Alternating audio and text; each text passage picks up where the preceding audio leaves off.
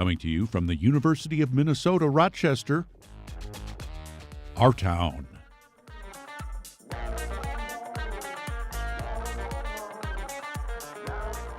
So I did some digging, and did you know that 1 in 3 Americans is age 50 and over? And it's projected that by 2030, 1 in 5 Americans will be 65 and older. Here in Rochester, an organization called In the City for Good is working to make Olmsted County an age-friendly community. And Dave Beal joins us today to tell us more. Welcome to our town, Dave. Hi, thanks. Thanks so much for being here. Sure. And I wanted to start us off by talking a little bit about what are some of the key components of an age-friendly city. I think mainly the three main components are access and inclusion and participation. Is that people of all ages have access to the amenities of the community and the services in the community, that people have an opportunity to participate fully in the community, both socially and in government and all those other kinds of activities, and that in doing so that we are inclusive of all ages and all people. Wonderful. And how is Rochester doing in terms of meeting some of those factors? You know, the only thing I could say personally would be anecdotal. Yeah, but there are some places you can go. There is online ARP who's partnering with us in this effort, has a livability index. And I did visit that. Yep. And you can access that, and you can look at Olmsted County and Rochester, and I think Byron and some of the other cities are there. Yeah. So that's one gauge, and according to that measure, we're not doing bad. We're doing as well as best as most of the cities who are doing best. So we're in the 60s on their scale of 100. We score highest there in like healthcare, not surprisingly, and access to healthcare, and lower that's in the 70s, and lower like in the 50s for access to kinds of services and transportation. So I think we also, as part of our effort, have a survey in the field where we're trying to find that out, what people think.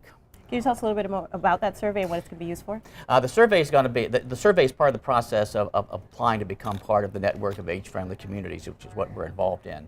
And we'll use that survey to look at how the community is responding to the question you asked. How are we doing? And basically it's asking people what they're doing now, what's important to them, and if those things that are important to them are being provided to them in ways that satisfy them.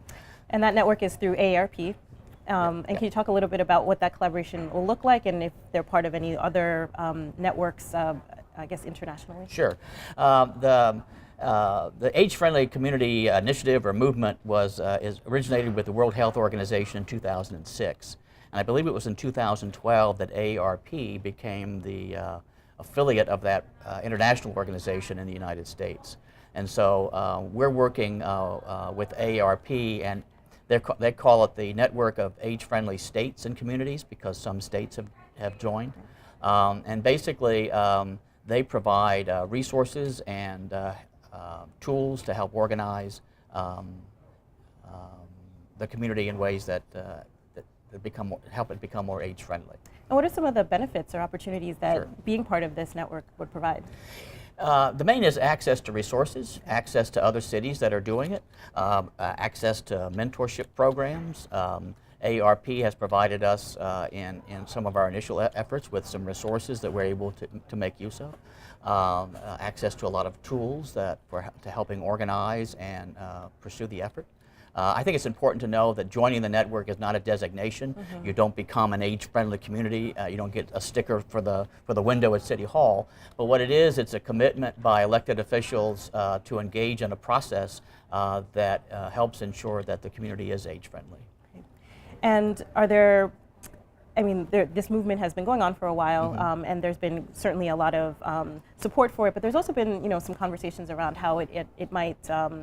How it might address inequality and disparities. Can you speak a little bit about that? I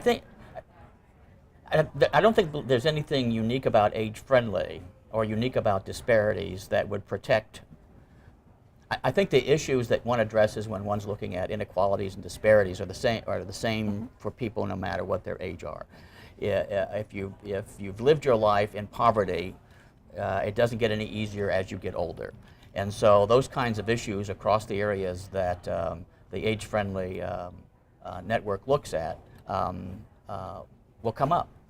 certainly access to transportation. There are disparities in that. Access to other kinds of amenities, you run across those disparities. And so I think whatever issues are related to inequality and disparities in a community, you'll find when you begin to address issues around aging and what it's like to age in a community. And for In the City for Good, you're making this application to the network on behalf of the county. What are some of the next steps in the next couple of months? Okay. Well, to join the network, the application has to be submitted by a governmental unit. And so as we looked at how things kind of work and who's doing what in our community, it seemed like the good first match was to work with the Olmsted County. And we've been in conversations with them and laying the groundwork for about a year. And it looks like probably what we'll do is align ourselves with, and what's common in joining the network is aligning with already existing kinds of activities. And so initially we will begin to probably work within the framework of the Community Health Needs Assessment and the Community Health Improvement Plan, which is an effort on behalf that the county does along with Olmsted Medical Center and Mayo Clinic and a lot of other agencies in town. And as we're wrapping up here, I know your survey is coming up to a deadline, so can you tell the community a little bit about how to get their input in before that deadline's up? Yeah, we do have a survey. We have some hard copies available. Those aren't as easy to access as the online tool, which you can access at aarp.org/age-friendly-Rochester. And we launched the survey in November, and we're going to close it on January 15th. So there's still some time to get your input there through that. Thanks for joining us today, Dave.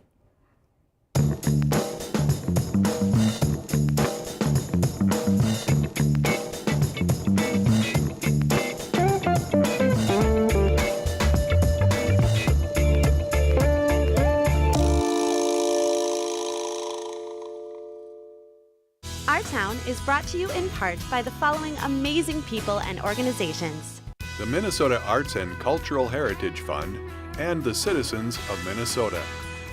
And the members of KSMQ Public Television. Thank you. Be sure to stick around. Today we'll be talking about an important community health resource, and we'll be checking out the historic inauguration that happened earlier this week. But up first, let's go build some skyscrapers at the Young Architects exhibit in this week's Art Culture segment.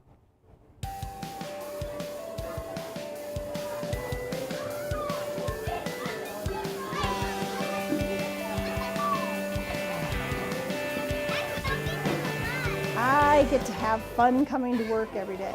Basically, I get to come and make sure the play is going okay. It's wonderful. It's such a joyful experience. My office is right adjacent here to the gallery, so I can be in there working and then pop out at any time and get to join into all the fun. My name is Beth Sheridan, and I am the director of the Minnesota Children's Museum here in Rochester. And here at the museum, we are all about engaging families in the ability to come in and play and grow and learn together and discover new things about one another, all in a very safe and fun environment that we have here at the museum. Starting afresh here with a new exhibit that we're bringing in that we're just thrilled to have. It's called Young Architects, and it's come from the Children's Museum in Cleveland. It's all about opening the minds and eyes of kids and families to the world of architecture and getting to come in and be hands-on and building and creating together and seeing what other famous architects inspired them, and then being able to share what maybe inspires each other, revealing things to one another that maybe they didn't know, that Dad at one point in time loved to draw and build, and maybe they didn't know that their son is very interested in how things all fit together. And so this just opens up an open-ended, hands-on environment for families to come in to play and learn together. It's also very STEAM, as we call it, science, technology, engineering, arts, and math focused. And that really just opens the door for kids to come in and really figure out how do things in the world work and how do they all fit together. There's three main segments of the exhibit that talk about home, work, and play. The home section, the inspiration for that is actually Frank Lloyd Wright and the things that he saw about nature and beauty and how that affected his design. And kids and families will be able to go learn more about that and see what inspiration they take from that they'd like to learn about what type of home they maybe would like to design. Then there is the work section, and that's inspired and in tribute to Frank Gehry and many of the famous things that he's constructed. And then the third section is the play section, and that is I.M. Pei, who is very influenced by the pyramids. And you can see that if you're familiar with like the Louvre or the Rock and Roll Hall of Fame. That's all he has, where the glass, and we actually have an area back there where you can create your own sporting stadiums as well too. We're also very fortunate to have two outstanding local sponsors that this just plays right into their wheelhouse. Knutson Construction and TSP Inc., who are architects here in Rochester, are local sponsors. In fact, TSP was in earlier today helping us construct. They're both going to be participating with us during the course of the show run with the exhibit as well, because another thing besides focusing on some of the well-renowned architects that are captured in the exhibit itself, we want to bring in some of the local Rochester talent, and so we can learn and draw from them, as well as learn and draw from the own Rochester architecture that we have here in town as well too. Young Architects Designing for the Future will be here until June 9th.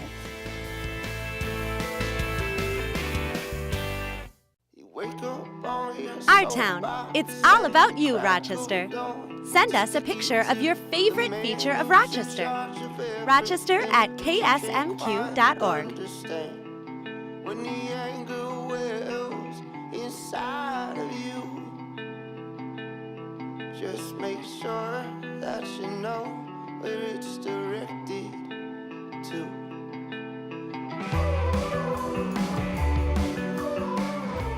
If one of your New Year's resolutions was to become more engaged in the community, but speaking up maybe isn't one of your strengths, Rochester's Break of Day Toastmasters Club might be just the ticket. Organized specifically for the purpose of improving public speaking skills, the club meets on Monday mornings from 7 a.m. to 8 a.m. at the Dan Abrams Healthy Living Center. Toastmasters is open to anyone 18 or older, and you can just drop in for a visit before you decide if joining is right for you. More information at toastmasters.org. And if you're more interested in working with your hands, did you know that 125 Live has a makerspace wood shop, the only one of its kind in the whole city of Rochester?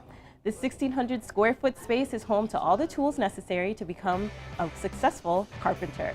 And if you already are a master craftsman or woman, consider volunteering to share your knowledge. There's even a special kids wood lab as part of their free member Saturdays where you can construct a birdhouse. Check out all the details at 125livemn.org. And last week, we talked with Cindy Steinhauser and Nick Lemmer about transit funding and the downtown circulator. But one topic we didn't get a chance to talk about was the new Arrive Rochester initiative. Launched last October, this city effort is dedicated to providing an easier and greener commute for downtown employees.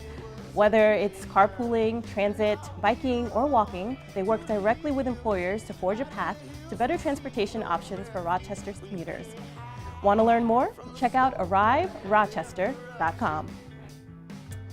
And if you're like several of us here on the Our Town team, camping is at the top of your summer favorites list. Rochester is hosting 2 shows that feature some of the best new toys of the summer season. This weekend, January 11th through 13th, check out the RV, boat, hunting, vacation, and home show at the Mayo Civic Center. And on February 15th through the 17th, it's the Camping and RV Show. If you haven't been camping in a while, you might want to check out the interior of some of today's campers. They're pretty luxurious. Details for both shows at experiencerochester.com. And in case you didn't get a chance to attend the inauguration ceremony in Rochester on Monday, we'll give you a quick recap and also find out which newly elected official is a marathon runner in this week's Walkabout segment.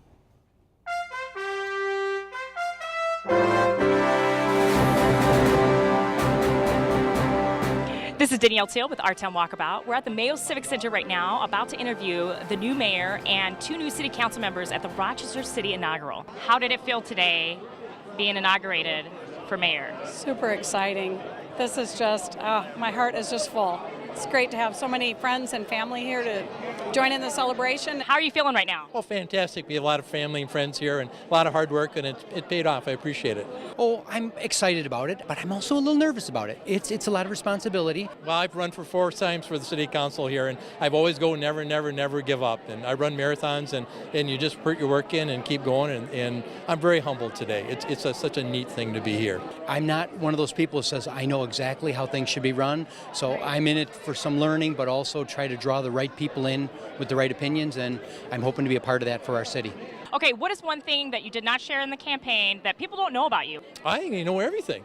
They know everything. Well, marathon, I didn't know that. Okay, I've run 8 Boston marathons in a row, and I'm very proud of that. I suppose people don't know that I was a gymnast in a former life and a dancer, and so maybe there'll be an opportunity over the next 4 years. Not the gymnastics part, but maybe for dancing. Lately, my hobby's been my grandkids. We have grandkids up in the cities, but we also have one in Rochester right now, and because their parents are both working, we have the off responsibility of grandparent daycare a couple days a month, and we really enjoy it. You got to admit, that's the best job, right? The best job. I wish I would have skipped the first job and gone right to grandparent. Right, I hear you. Thank you so much.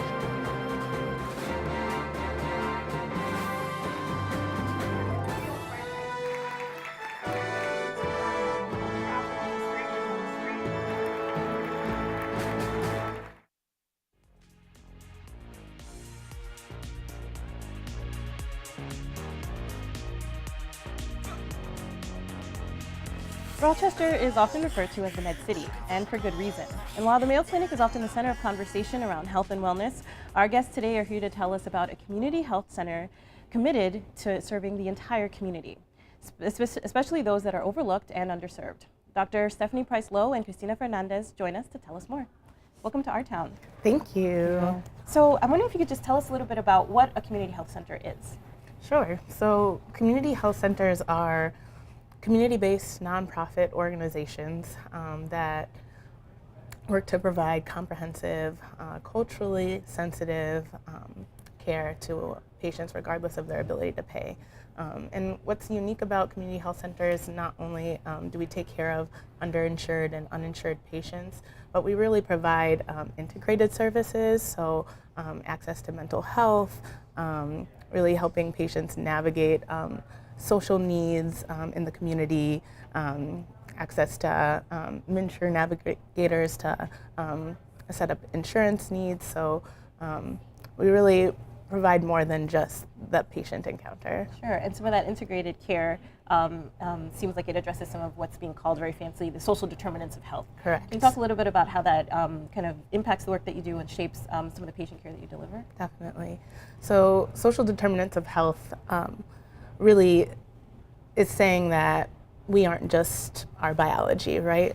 We are the construct of where we live, what we have access to eat, where we have access to go to school, and often those resources are unequal, which lends to patients having unequal care. And so we as a community health center are focused on trying to reduce some of those health disparities and address social determinants. So ensuring that, you know, when I tell my patients to take their diabetes medicines, I also am making sure to ask, where do you go shopping? Do you have access to a grocery store nearby? You know, what are some of your barriers to implementing our total healthcare plan? And Christy works with us as a community health navigator, and so she can tell us a little bit more about what we do. Please do. Yes, so as Stephanie said, not only do we help people get better with their health, but yes, I help people sign up for MNsure insurance and other people that need emergency medical services. I help do all the paperwork for that. Sometimes people, unfortunately, because of whatever reason, end up with large bills at other outside clinics. And then we help them fill out all of their financial assistance paperwork and things of that sort. Thankfully, we have a lot of community partners. We have some medical legal clinics as well. So I work with a volunteer attorney through Legal Assistance of Olmsted County here in Rochester. And he comes once a month, and we're able to then like Stephanie said, just kind of take a little bit of that stress, from the client and help things in their life, kind of just get everything sorted out. So, and as a community engagement coordinator, I mean, you're there on the ground as you are as a physician. And can you talk a little bit about, I mean, these community health centers historically have been in high need areas, and I think some people might be surprised, that Rochester, a high need area. Can you talk a little bit about what it means, for Rochester to have this high need? So most community health centers also have a code designation of being a federally qualified health center. So we receive funds from the government to provide services to underinsured and uninsured patients. And federally qualified health centers receive what's called a Health Profession Shortage Area Score, a HPSA score. And that HPSA score is determined by patient to provider ratio, which obviously Rochester wouldn't qualify having a shortage of medical professionals. But other designations are how many patients that you service are below 100% of the poverty level, and how many have to travel far to access care. So, our site actually has 4 sites in Moorhead, Minnesota, Wilmer, Minnesota, and Grafton, North Dakota. So kind of our compilation of sites, we see patients from many, many zip codes. And through that patient base, we've been able to designate that we have a significant need here in Rochester, especially of underinsured, uninsurable patients who need access to care, who hadn't been able to access it, which made us be able to have that designation as a health center here. Certainly.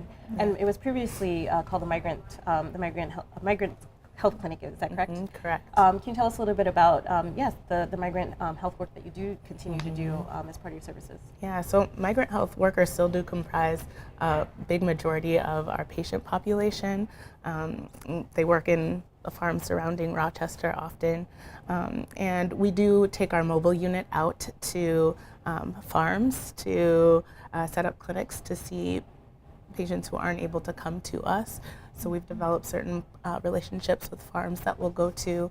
We're working to kind of bolster that relationship right now, just doing a big initiative towards farm worker outreach. But we provide the same care that we do to all of our patients, comprehensive chronic disease care for migrant farm workers. And a lot of it is kind of trying to coordinate care as well. Migrants, because they're moving from place to place, often have very fragmented care, and they'll get care half of the year and then kind of fall off for half of the year. So just kind of opening lines of communication and making sure that we're connecting with them throughout the course of the year. And sometimes we talk a lot about on the show is about the growth of the city and how the community is sort of shifting and changing. Can you both speak a little bit in terms of just the community, the changes that you might see in your patients, or some of the needs that are kind of being shaped by some of this growth? Well, I can speak a little bit on that. Of course, we all know that affordable housing is a major issue in the area. So again, sometimes clients come in and have all these stressors that we try to help plug them into whatever resources that are already available in the community, but there's just a lack of affordable housing. Yeah, I think, as Christy said, especially with Destination Medical Center, we're going to see a big influx of patients that are uninsured and underinsured and uninsurable, and they're going to need more services than even what we can provide at a community health service. So I think thinking about how we can continue to work together and create a safety net here in Rochester is really important to think about. So we can provide good clinical services, and we do strive to do our best, but sometimes things have to go beyond our walls, and thinking about how we can absorb those patients together. Great. Do you have any upcoming community events or things that you're working to continue to engage people about the services that you provide and how to connect with them? Well, we do have our website, and we do like to post things there for outreach and things going on throughout the year. This month, actually, we have 2 different events, and you guys are probably familiar with the Project Community Connect. So we always like to get involved with them here in the community. And then we also have the Youth Connect to attend. So both the 24th and the 25th we'll be busy doing those sorts of things. And we just like to get involved really with the area partners and just keep ourselves busy with outreach. And we will be having a SAGE Women's Health event as well in April. So SAGE is Minnesota's breast and cervical cancer screening program that provides access for women who are uninsured. So we'll be having a mobile mammogram unit. So you don't have. Where will that be located? It will be at our clinic. So the mammogram unit will be in the parking lot, but and the parking lot is over at the Heinz Center? The Heinz Center. Okay, Yes. which is over in the Rochester Community Technical College. Just wanted people to know where that was. Yes. So yeah, they can come and get everything done in one fell swoop. So. Are there other, in terms of the other work that you do, are there other partners that you have within maybe Olmsted County or within Mayo Clinic that you work with? So we work a lot with Olmsted County Public Health. We send a lot of patients to Good Sam Clinic, which is Mayo Clinic's extension to provide low-income care. And we have recently expanded our services to include mental health. So we've been partnering with some more mental health services as well in the community. Well, thank you so much for joining us here today. And thank you all for joining us today. We want to wish the best of luck to our old and new city council members and the new mayor. And from the University of Minnesota Rochester, we will see you next week on Our Town, Go About Rochester.